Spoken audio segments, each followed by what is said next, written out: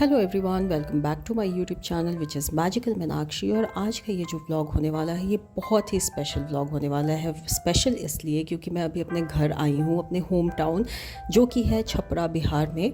और सबसे पहले मैं आपको दर्शन कराऊंगी ये मेरे घर के मंदिर से, जिसको हम लोग ठाकुरबाड़ी कहते हैं, और ये हैं हमारे ठाकुर जी।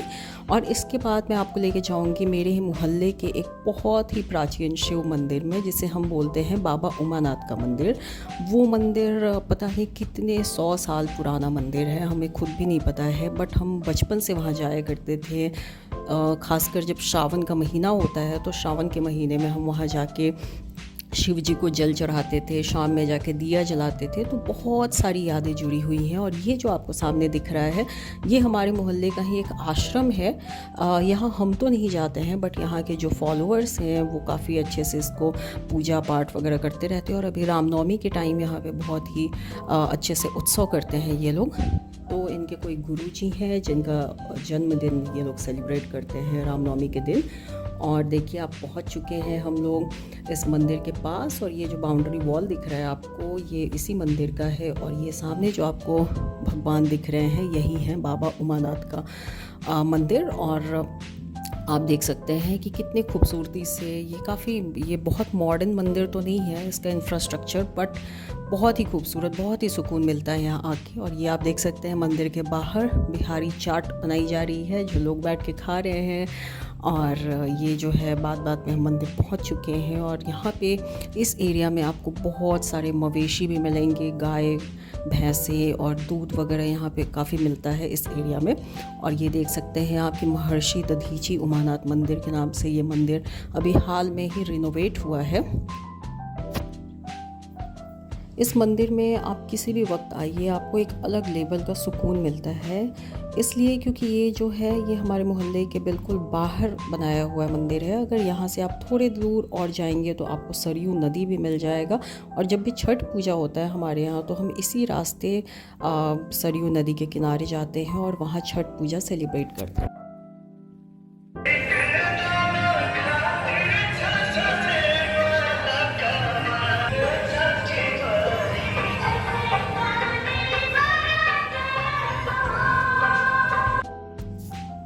मंदिर में प्रवेश करने से पहले हम यहाँ इसी कुएं पे बहुत सालों से पैर हाथ धो के, और अभी तो खैर यहाँ पे नल लग गया है, पहले इसको रस्सी और बाल्टी से खींचना होता था, यहाँ से जल निकाल के पैर हाथ धो के फिर हम मंदिर में प्रवेश करते थे पूजा करने के लिए।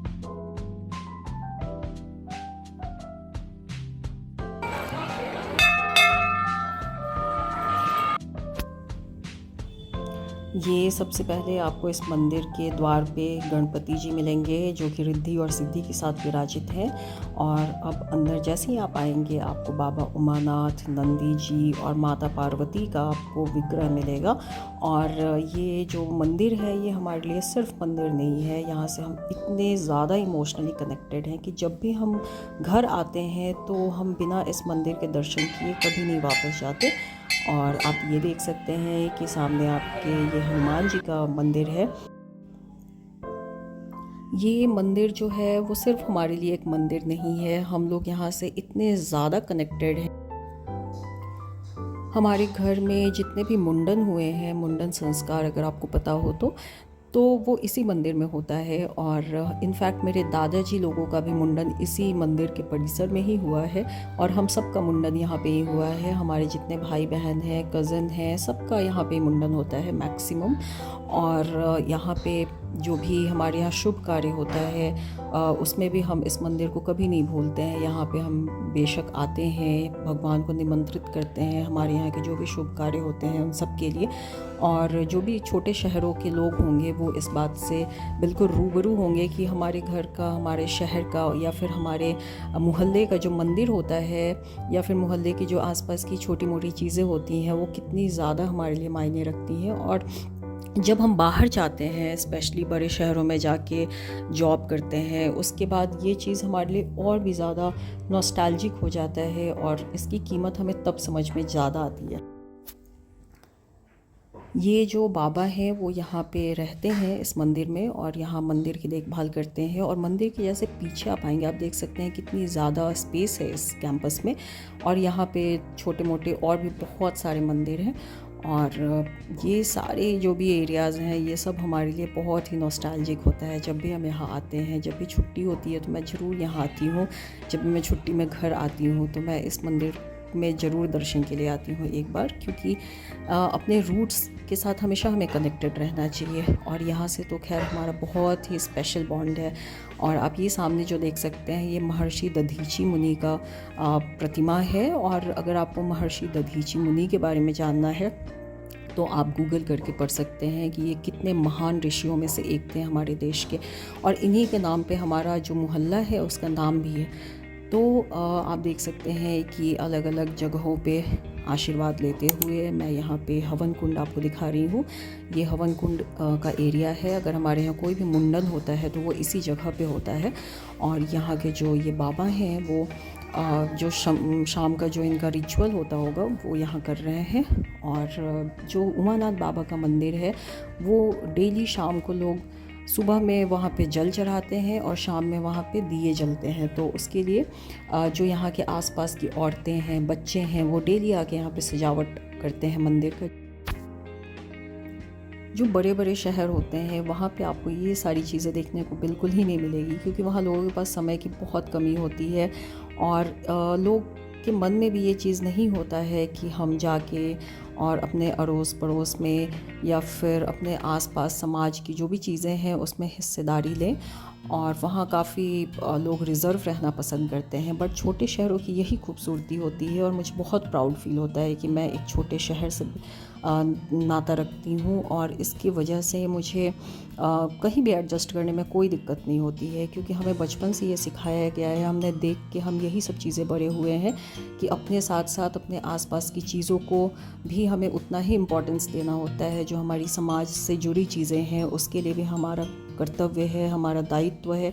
तो ये सारी जो चीज़ें हैं वो हमें एक परफेक्ट ह्यूमन बीइंग बनाती है, जो कि सिर्फ अपने बारे में ना सोचे, अपने आसपास, अपने अड़ोस पड़ोस, अपने समाज, सब के बारे में सोचे। तो वही एक परफेक्ट जो सिटीज़न होता है हमारे देश का या हमारे समाज का, वो होता है। खैर हमारे पास भी इतना वक्त नहीं होता है कि हम रेगुलरली ये सब चीज़ें करें, बट जब भी मौका मिलता है मैं हमेशा पार्टिसिपेट करने की कोशिश करती हूँ, क्योंकि ये सब करके मुझे ऐसा फ़ील होता है कि जैसे मैं अपने बचपन में वापस चली गई। और आप यहाँ देख सकते हैं कि मुझे भी मैंने भी इन लोगों से थोड़ा फूल लेके और मैंने भी थोड़ा कंट्रीब्यूशन किया अपने सजावट के माध्यम से। मैं मंदिर अपनी मम्मी के साथ गई थी। और आप देख सकते हैं ये जो छोटी बच्ची है ये बार बार कैमरे में आना चाह रही थी। और इसके साथ मैंने बातचीत भी की है, जो आगे के व्लॉग में आपको नज़र आएगा। और आप देख पाएंगे कि ये कितनी इनोसेंट और प्यारी लड़कियां हैं। क्या नाम है तुम लोग का? मैं चांदनी कुमारी। आयुषी और चांदनी किस क्लास में पढ़ते हो तुम लोग? 5 क्लास में। यूकेजी में। कौन से स्कूल में? डीएवी कन्या मध्य विद्यालय गंडक नगर छपरा। और तुम? अरे वाह। तो यहाँ हनुमान जी के मंदिर में आती हो तुम लोग सजावट करने के लिए? हाँ। रोज शाम में आती हो क्या? हाँ। अरे वाह, ठीक है, चलो बाय बाय। प्रसाद ले लो, टीका लगा दो इन लोगों को। तो आप देख सकते हैं कि यही होती है छोटे शहर की खूबसूरती, कि यहाँ पे बच्चों को बताना नहीं होता है, बच्चे खुद ही देख देख के सीख जाते हैं अपने आसपास की चीज़ों को कि संस्कार क्या होता है।